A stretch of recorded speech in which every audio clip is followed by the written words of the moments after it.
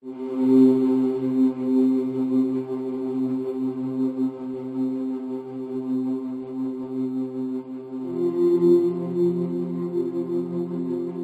que vous cherchiez à montrer aux gens à qui vous avez diffusé, au cadre du FN, à qui vous avez diffusé cette vidéo exactement? Alors, l'intérêt on va dire, en mettant cette vidéo, c'était clairement pour les gens aujourd'hui, quelqu'un qui se convertit à l'islam, s'est rattaché tout de suite, on va dire, l'actualité, surtout la géopolitique, avec le djihadisme. Pour moi, c'était un petit peu de montrer quelque chose d'iconoclaste, dans le sens que le Coran, finalement, on connaît, on va dire, les choses qui font polémique avec le djihad, mais ces éléments sur la science, peu de personnes les connaissent. Donc, finalement, c'était de montrer ça. Quand même, vous n'êtes pas naïf, vous savez très bien que s'il y a un parti politique où peut-être l'islam est mis un peu à distance, c'est quand même celui que vous avez choisi. Vous le savez, ça, non?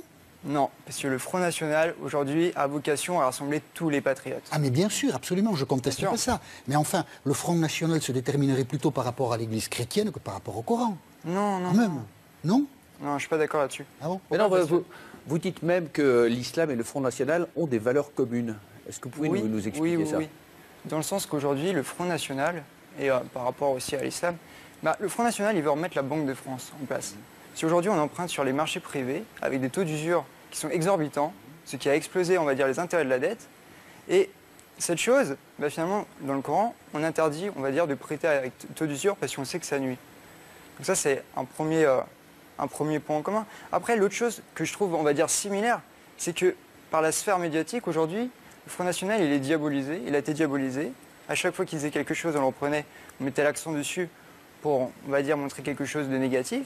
Et pour les musulmans, c'est la même chose. Aujourd'hui, on diabolise les musulmans. Vous savez que maintenant, quand on se convertit à l'islam, c'est non, on ne part pas faire le djihad, tout le monde est inquiété. Ouais.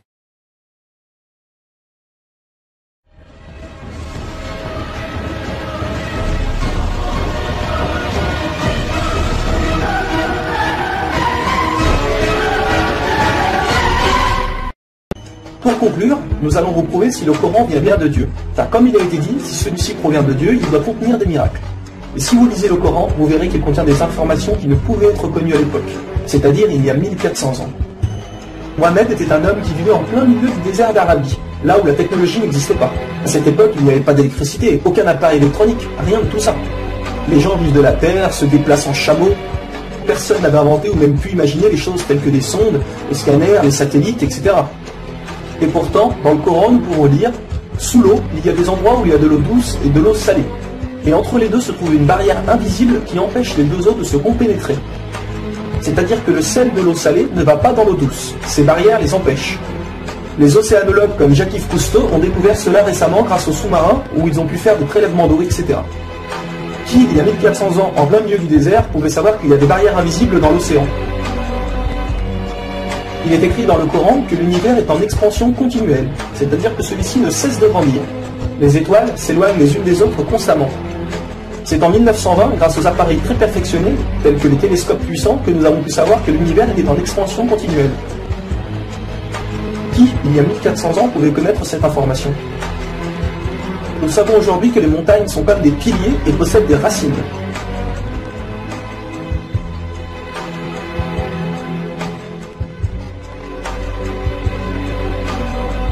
Sans les montagnes, il y aurait très fréquemment des tremblements de terre. Nous savons grâce aux récentes découvertes qu'elles servent à la stabilisation de l'écorce terrestre. Qui, une nouvelle fois, il y a 1400 ans, pouvait savoir que les montagnes étaient ancrées comme des piliers et que ceci servait à la stabilisation de l'écorce terrestre? Il est écrit dans le Coran que Dieu a créé les 7 cieux et la terre par le même nombre, c'est-à-dire 7. Nous connaissons aujourd'hui, grâce aux sondes qui vont sous terre, que la planète possède 7 couches terrestres. Le noyau interne solide, le noyau externe liquide, la couche D, le manteau inférieur, puis le manteau intermédiaire, le manteau supérieur et la lithosphère. Qui, il y a 1400 ans en plein milieu du désert, pouvait savoir que la Terre possédait 7 couches? Il était impossible de connaître cela sans la technologie récente. Il est aussi mentionné que les plantes ont des sexes, mâles et femelles. La découverte de la sexualité des plantes fut réalisée par Rudolf Jacob Comnenarius entre 1660 et 1720. Le Coran explique étape par étape l'embryologie, c'est-à-dire comment un enfant se développe dans le ventre de sa mère. Le professeur Ketmour, qui a aussi le prix Nobel au Canada de l'embryologie, a confirmé que cela se passait exactement comme indiqué dans le Coran. et a affirmé que ces faits ne pouvaient être reconnus il y a 1400 ans, et que par conséquent, ces informations avaient été révélées à Mohammed par Dieu. Un exemple, le Coran explique qu'à un moment, le fœtus a la forme d'une sangsue dans le ventre de sa mère. Et si on regarde des images des scanners, nous nous rendons compte que l'embryon a exactement la forme d'une sangsue et qu'il s'accroche à une paroi du corps comme le fait une sangsue. Le mot le plus adapté pour décrire cela est sangsue. Vous voyez comment les versets coraniques s'accordent parfaitement avec la science d'aujourd'hui? Pour savoir cela, il a fallu attendre l'arrivée de scanners, de caméras, etc. Qui, il y a 1400 ans, pouvait décrire en détail les étapes de l'embryologie? Pour ceux qui pensent que le Coran copie certaines civilisations, il faut savoir que certaines personnes auparavant avaient fait des suppositions et avaient pensé des choses qui se sont révélées vraies, mais ont aussi fait énormément d'erreurs, et que soi-disant le Coran les avait copiées. Donc par exemple, si vous prenez un mauvais élève qui copie sur un bon élève, si le bon élève a 18 sur 20, est-ce que le mauvais élève va avoir 20 sur 20? Non, bien sûr que non, car le mauvais élève aura copié les bonnes comme les mauvaises réponses, donc il aura aussi 18 sur 20. Alors si soi-disant le Coran copie les civilisations, ou peu importe, comment se fait-il que le Coran extrait le vrai du faux? De plus que ces quelques civilisations ne faisaient que des suppositions. Or Mohammed affirme être sûr de tout ce qu'il dit. Le Coran contient plus de 500 versets dus à la science, sans aucune erreur ou contradiction. Et la technologie d'aujourd'hui ne vient pas contredire, mais confirmer tous les versets un par un du Coran.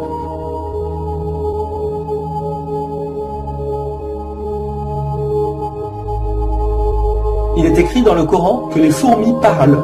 Nous l'avons confirmé en 2009 grâce aux appareils auditifs puissants. Un homme ne peut entendre ces bruits à l'oreille nue comme ça. Nous savons aujourd'hui que dans la plupart des pays, il est interdit d'avorter au bout de 3 à 4 mois. Car après 4 mois, la science explique que le bébé commence à vivre, et que cela donc est considéré comme un crime. En islam, il est dit que Dieu insuffle l'âme dans le corps du bébé au bout de 120 jours, donc 4 mois. Comme par hasard, au même moment que quand la science démontre que c'est à cette période que la vie du fœtus commence. Pour savoir que la vie du bébé commence à 4 mois, il a fallu attendre une nouvelle fois l'arrivée de scanners, IRM, caméras miniatures, etc. Qui, il y a 1400 ans, pouvait savoir que le bébé commençait à vivre au bout de 4 mois? Nous savons qu'au début du monde, il y avait seulement une nébuleuse primaire, compactée en une seule masse et qui a explosé, ce que nous appelons aujourd'hui le Big Bang. Le déroulement du Big Bang est pourtant écrit dans le Coran. Le Big Bang a été découvert au XXe siècle, alors que le Coran a été écrit au 7e siècle. Le Coran affirme que ce sont les abeilles femelles qui ramassent le pollen des fleurs.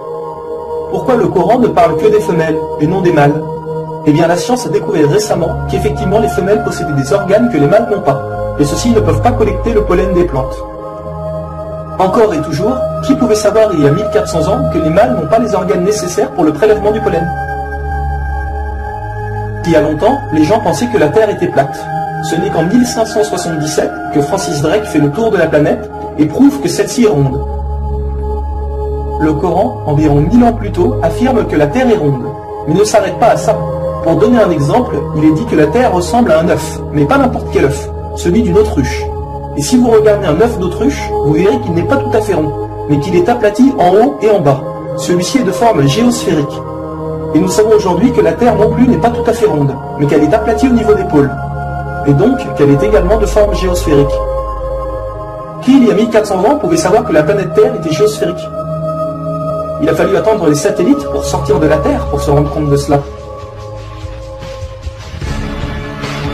Soyons honnêtes, qui, il y a plus d'un millénaire, pouvait faire toutes ces affirmations sans aucune technologie? Rendez-vous compte, à cette époque-là?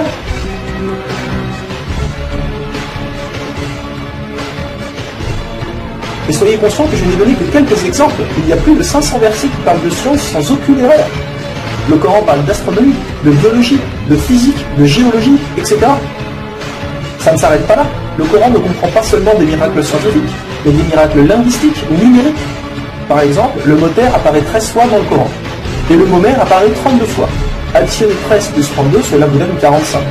Si l'on met cela en pourcentage, 32 fois le mot mer sur 45 donne 71%. Et c'est exactement le pourcentage que la mer recouvre sur la surface de la Terre. La mer recouvre 71% de la surface de la planète. Et 13 sur 45 donne 29%. Et c'est exactement le pourcentage que représente la Terre sur la surface de la planète. Croyez-vous vraiment que cela vient du hasard? Le mot paradis apparaît 77 fois. Et devinez quoi? Le mot enfer apparaît aussi 77 fois. Le mot foi apparaît 25 fois. Le mot mécréance apparaît 25 fois. Le mot dunya, qui signifie le monde d'ici-bas, apparaît 115 fois. Akira, qui signifie le monde de l'au-delà, apparaît 115 fois. Le mot ange, 88 fois. Le mot diable, 88 fois. Les hommes, 23 fois. Les femmes, 23 fois. La vie, 145 fois. La mort, 145 fois. Bonne œuvre, 167 fois. Les péchés, 167 fois. Les 7 cieux apparaissent 7 fois. Et il y a encore plein et plein d'autres exemples.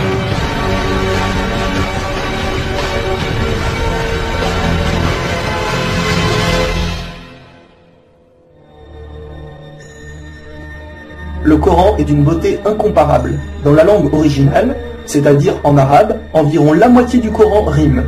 Le Coran contient des palindromes. Un palindrome est un mot qui veut dire la même chose si on le dit à l'envers. Par exemple, Bob, à l'envers, vous aurez toujours Bob. Ou kayak, à l'envers, vous aurez toujours kayak. Un mot comme ça peut se trouver, mais une phrase entière, cela est quasiment impossible. Ou alors votre phrase ne voudra rien dire. Mais non, le Coran possède des phrases entières en palindrome, et ces versets ont un sens très profond. Le Coran ne possède aucune contradiction ou erreur. Je vais donner un dernier exemple avant de conclure. Vous allez vous rendre compte de l'extraordinaire précision du choix des mots. Dans un verset, Dieu dit qu'il n'a pas doté l'homme de 2 cœurs. Pourtant, un peu plus loin, Dieu parle aussi des femmes. Alors pourquoi il ne dit pas « je n'ai pas doté l'être humain de 2 cœurs » ? Pourquoi ne parle-t-il que des hommes, puisque les femmes sont mentionnées après ? Quand nous lisons tout le passage, nous nous rendons compte que Dieu ne parle pas au sens littéral, mais au sens figuré. Il explique que l'homme ne peut pas être croyant ou non-croyant. C'est l'un ou l'autre. Les deux ne peuvent pas coexister. Ou on a la foi, ou on l'a pas. Mais si nous prenons ce verset au sens littéral, est-ce vrai ? Oui, bien sûr, l'homme ne possède qu'un seul cœur. Mais pour les femmes, elles peuvent être enceintes, n'est-ce pas ? Et quand elles sont enceintes, combien de cœurs possèdent-elles ? Vous vous rendez compte de ça ? Si Dieu avait mis l'être humain au lieu du mot homme, un petit malin aurait pu dire « Hé, il y a une contradiction. Si on prend cette phrase au sens littéral, la femme peut avoir 2 cœurs quand elle est enceinte. » Mais non, même au sens littéral, cette critique est impossible. Que ce soit au sens littéral ou figuré, le Coran est inattaquable. Rendez-vous compte de la précision des mots. Il y a encore plein d'autres choses, mais cela prendrait énormément de temps de tout mentionner. Si cela vous intéresse, il existe de nombreuses conférences réalisées par des savants qui ont été filmées et qu'on peut trouver sur Internet, telles que la parole divine de Nouman Ali Khan. Vous avez bien la preuve que le Coran ne peut que venir de Dieu et non d'un être humain. Comment se fait-il que la technologie d'aujourd'hui, la plus développée qui soit, ne puisse créer un seul animal ou plante ? Ce que Dieu a créé, nous sommes incapables de le réaliser. Tout ce que nous construisons ne sont rien en réalité face à la nature. Dieu dit dans le Coran, pour ceux qui recherchent des preuves, regardez autour de vous, regardez la nature, l'être humain, l'eau, le soleil. Il y a là des preuves pour ceux qui réfléchissent.